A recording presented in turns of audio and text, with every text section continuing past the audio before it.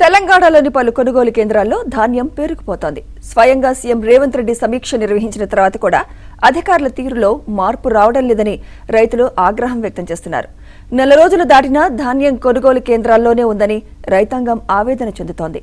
లారీల కొరత, మిల్లర్ల వేధింపులతో రైతాంగం ఇబ్బందులు పడుతోంది. కరీంనగర్ జిల్లాలోని కొత్తపల్లి కొనుగోలు కేంద్రాల్లో రైతులు పడుతున్న ఇబ్బందులపై మరింత సమాచారం మా ప్రతినిధి శ్రీనివాస్ అందిస్తారు. కొనుగోలు కేంద్రాల్లో ధాన్యం రాశులు పేరుకుపోతున్నాయి. కొనుగోలు కేంద్రానికి ధాన్యం తీసుకువచ్చి 40 రోజులు దాటినా కూడా ఇంకా తూకం వేయటం లేదు, ధాన్యం కొనడం లేదు, కొనుగోళ్లలో వేగం పెంచటం లేదని రైతులంతా ఆవేదన చెందుతున్నారు. కరీంనగర్లో కొనుగోలు కేంద్రాల్లో ఎక్కడ చూసినా ఇలా ధాన్యపు రాశులే మనకు కనిపిస్తున్నాయి.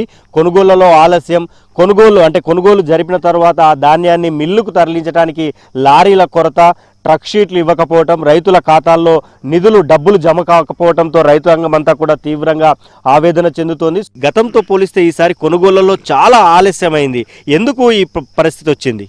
చూడండి, మనం గతంలో ఎప్పుడు కూడా ధాన్యం కొనుగోలు సెంటర్లో ఇన్ని రోజులు ఆగలేదండి. ఇప్పుడు చూడండి, నిజంగా ప్రభుత్వ నిర్లక్ష్యమా, అధికార నిర్లక్ష్యమా, ఈ పాలకుల నిర్లక్ష్యమా? ఎక్కడ పోసినా వడ్లు తీసుకొచ్చి సెంటర్లో పోసిన కాంచెలు వడ్లు పోతలేవు. మళ్ళీ ఒకటి పోయిన వడ్లు కూడా మనం కటింగ్ లేకుండా జరగాలని చెప్పి చూసినాము. ఇప్పుడు ప్రభుత్వం కూడా నిన్న చూసినాము, అన్ని జిల్లాల కలెక్టర్తోని మన రాష్ట్ర ముఖ్యమంత్రి రేవంత్ రెడ్డి గారు కూడా ప్రెస్ మీట్ పెట్టిండు, మాట్లాడిండు. అయినా కూడా మందకొడిగానే జరుగుతున్నాయండి. నిజంగా ఈ మిల్లర్లు అందరూ ఒకటే చెప్పి రైతన్న నడ్డి విరుస్తే ప్రయత్నం చేస్తారు. ఎప్పుడూ లేని విధంగా ఈసారి 3 కిలోలు 3 కిలోలన్నర మళ్ళీ బి గ్రేడ్ ధర. నేను 9 ఎకరాలు చేసిన అండి, 355 బస్తాలు పోయేటప్పుడు సెకండ్ గ్రేడ్లో పోయింది, పోనీ అని చెప్పాము. వచ్చినాక 10 రోజులకు తక్కుపట్టొచ్చినాక మళ్ళీ 6 బస్తాలు కట్ చేసిరండి వెయిట్ ఛార్జ్ అని. అంటే ప్రతి ఒక్క లారీకి ఇటు వెయిట్ ఛార్జ్ కింద ఒక 7 క్వింటాల నుంచి 8 క్వింటాల దాకా పోతుందండి. ఈ బరువు ఎవరికి పడుతుందండి?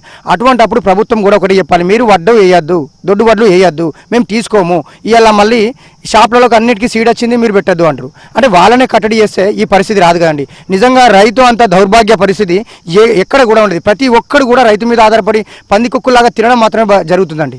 నిజంగా ఘోరమైన పరిస్థితి. ప్రభుత్వం ఇప్పటికైనా రాష్ట్ర ముఖ్యమంత్రి చెప్పినట్టు మనం ఇక్కడ జాగా లేకపోతే ఫంక్షన్ హాల్లో కానీ ఎక్కడ మినీ స్టేడియాల్లో కానీ పెట్టాలని చెప్పి నేను కోరడం నిజంగా సంతోషకరమైన విషయము. ఎందుకంటే రాష్ట్ర ముఖ్యమంత్రి కూడా ఈ చొరవ తీసుకోవడము, ఇప్పటికైనా జిల్లాల అధికారులతో ఎక్కడ ఏ మిల్లు వాళ్ళు ఇబ్బంది చేసి ఆ మిల్లులను తీసిపడేస్తుందంటే ఇంకొకటి చేయకుండా ఉంటుందని మా అభిప్రాయం అండి.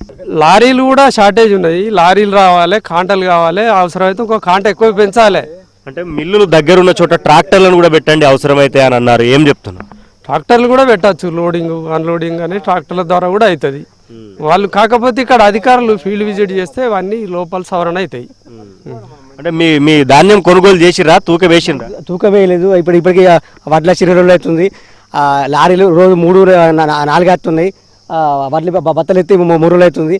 కాంటెత్తలేరు, మిగతా కాంటెత్తలేరు. అవి జల్దీ కాంటేసి జల్దీ పంపించాలి.